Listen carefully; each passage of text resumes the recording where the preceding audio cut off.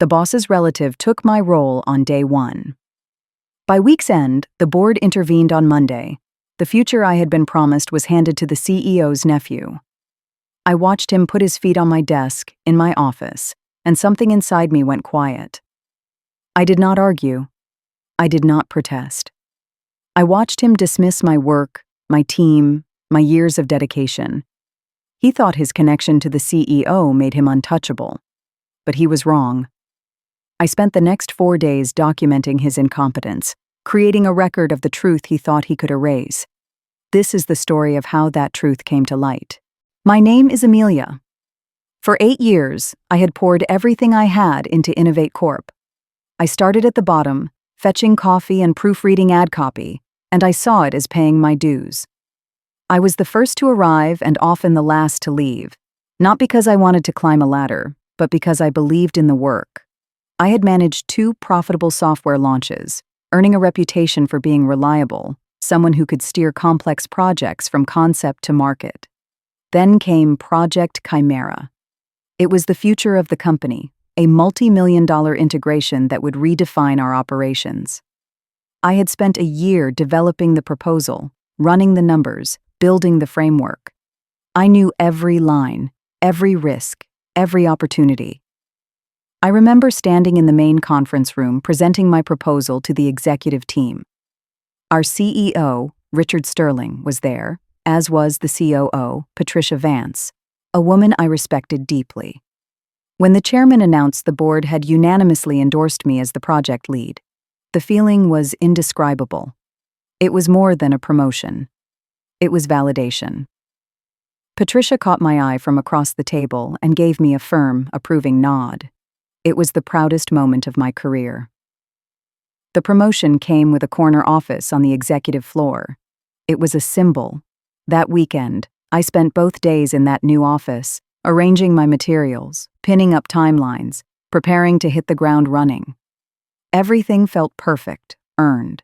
I felt like I was standing on the precipice of the rest of my life. Monday morning arrived with a crisp, clear energy. I was at the office by 6:30 a.m., and I walked down the quiet executive hallway toward my office. But I stopped in the doorway. Someone was in my chair.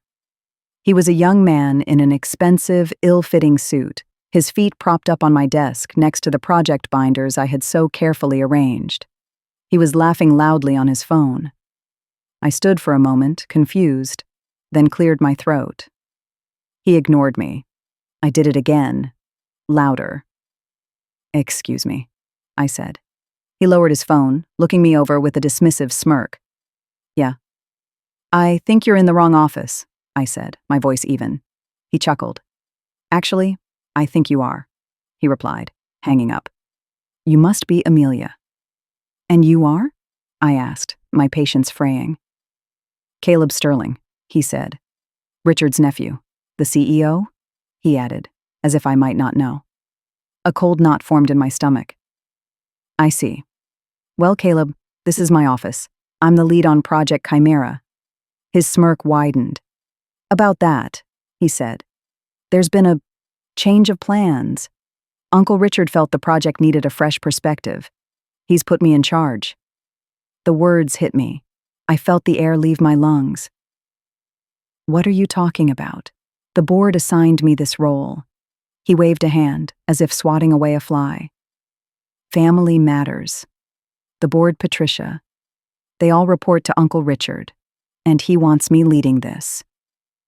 I stared at him, my mind reeling. "What are your qualifications?" "I have the CEO's complete confidence," he said. "That's the only qualification that matters." He then gestured to a small, windowless cubicle by the copy machine. "That's your new home. You'll be my senior advisor. You can handle the paperwork." Every part of me felt the humiliation. Quiet, sharp, deliberate. It settled deeper than anger ever could. He picked up his phone and started scrolling, the conversation over in his mind. Stunned into silence, I turned and walked away. HR couldn't make eye contact, mumbling about decisions from the top. Patricia Vance's assistant told me she was in back-to-back meetings. The CEO's office said he was traveling internationally and unreachable. Every door was closed.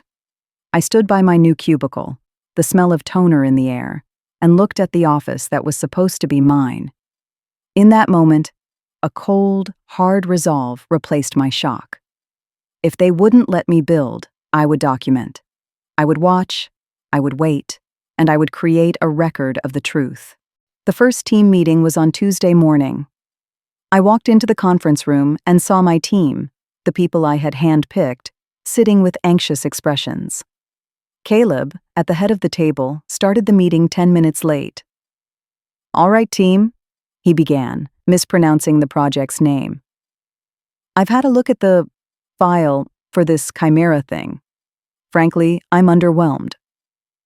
He dismissed the project timeline as painfully slow, peppering his speech with buzzwords like synergy and paradigm shift. When the lead engineer, David, asked him what specific paradigm he wanted to shift, Caleb just waved a hand. "You know, the old one. We need to be more blue sky." I could not stay silent. "Caleb," I interjected calmly, "the timeline is based on essential development cycles. If we accelerate it without a plan, we risk compromising the platform and going over budget." He turned to me, his voice dripping with condescension. "Amelia, I appreciate your historical perspective, but we're not stuck in the past here. We need to move fast and break things." The irony was not lost on me. The team was visibly demoralized, their eyes pleading for guidance I was now powerless to give. Forcing the issue would only get me labeled as insubordinate. I had to play the long game. That night, I went home and created a new encrypted folder on a secure drive. I named it Project Caleb. Inside, I logged the details of the meeting, the time, attendees, Caleb's exact quotes, and his vague directives. Beside each point, I added a potential impact column, outlining the risks. I started a private email chain with myself, forwarding every disastrous email he sent, creating a time-stamped record of his unfolding incompetence. He wanted me to handle the paperwork. Fine. I would create a paper trail that would lead directly to the consequences of his actions. On Wednesday, the first major crack appeared. I had scheduled a crucial planning session with our primary software supplier, a partner I had spent months building rapport with. Caleb canceled the meeting and sent a one-sentence email to their CEO. "We need a 30% price cut on the Chimera contract, effective immediately or we walk. Your call." An hour later, the vendor's CEO called my personal cell phone, furious and ready to pull the contract. I spent the next 2 hours performing damage control, assuring him it was a misunderstanding I would handle internally. Afterward, I documented the entire incident in my log. I saved the email, noted the time of the call, and detailed the potential contractual and financial fallout Caleb had nearly caused. Thursday was worse. Caleb decided to motivate the coding team by promising a massive bonus based on lines of code written, a metric that encourages bloated, inefficient work. The department head, Marcus, came to my cubicle, his face a mask of controlled fury. "He's going to destroy our entire coding standard," he said. I advised him to play it by the book. "Request the new bonus structure from Caleb in writing," I told him calmly. I knew Caleb, in his arrogance, would put his reckless, unauthorized plan on paper. It would be another entry in my growing dossier. The mistake I had been waiting for came that afternoon. A critical part of the project was a phased server migration, an extremely delicate operation. Hungry for a quick win, Caleb walked into the IT department and ordered them to initiate a test migration on a live secondary data system. Immediately, I heard his plan and rushed to intervene. I sent him a high-priority email, copying the project team and BCCing my private address. I laid it out in the clearest possible terms. "Caleb, I must strongly advise against this action. Initiating a migration on a live system without the preparatory testing is incredibly risky. It could lead to irreversible data corruption and major system outages." His reply came 5 minutes later, sent to everyone. It was the nail in his own coffin. He wrote, "Fortune favors the bold, Amelia. Time to be bold." I saved a screenshot of the exchange. I had given him the rope. Now all I had to do was wait for him to hang himself with it. Friday morning, the office didn't have its usual quiet hum. It had the frantic shriek of panic. Caleb's bold move had created a catastrophic feedback loop, taking down one of our most critical, client-facing data portals. The company was losing money by the minute. I walked past the IT department and saw engineers frantically typing, their faces pale. There was no sign of Caleb. Someone said he was in his office, not answering his phone, hiding. Then, Richard Sterling, the CEO, was suddenly back from his trip. I saw him striding down the hall, his face ashen, followed by a grim-faced Patricia Vance. Patricia saw me standing by my cubicle and walked directly to me. Her expression was a mixture of exhaustion and fury. "Amelia," she said, her voice low, "tell me what happened, and tell me how we fix it." I looked her directly in the eye. This was not the time for "I told you so." This was the time for leverage. "I can fix it," I said with complete confidence. "The fail-safes I built into the original proposal are still viable. I can have the portal online in 3 hours. But first, we need to have a meeting. With the board, all of them, and the CEO, now." Patricia stared at me for a long moment. She knew this went beyond a technical failure. She gave a single, sharp nod. "I'll make the call." By 2 p.m., the emergency board meeting was convened. The room was thick with tension. Richard Sterling sat at the head of the table, his usual bravado gone. Next to him, looking terrified, sat Caleb. Richard tried to control the narrative, calling the disaster a technical glitch. Patricia Vance cut him off. "With all due respect, Richard, I think we should hear from Amelia." All eyes turned to me. I stood up, holding a tablet. I did not raise my voice. I did not emote. I simply presented the facts. "Good afternoon," I began. This crisis was not a technical glitch. It was the direct, predictable, and documented outcome of a catastrophic failure in leadership. I started with Monday. On Monday morning, I arrived to begin my board-approved role. Instead, I found Caleb Sterling in my office. He informed me that, on the authority of his uncle, he was now the project lead. Richard flinched. I continued to the next slide. On Tuesday, Caleb publicly dismissed the board-approved timeline without providing any viable alternative. His directives were, and I quote, "to be more blue sky and break things." I clicked to the next slide, showing Caleb's email to our vendor. On Wednesday, Caleb sent this unauthorized email, nearly causing a breach of a multi-million-dollar contract and jeopardizing the project timeline. I walked them through the unauthorized bonus promise. Then I arrived at the climax. And finally, on Thursday at 4:30 p.m., I sent this email, explicitly warning Caleb against the server action that led directly to today's outage.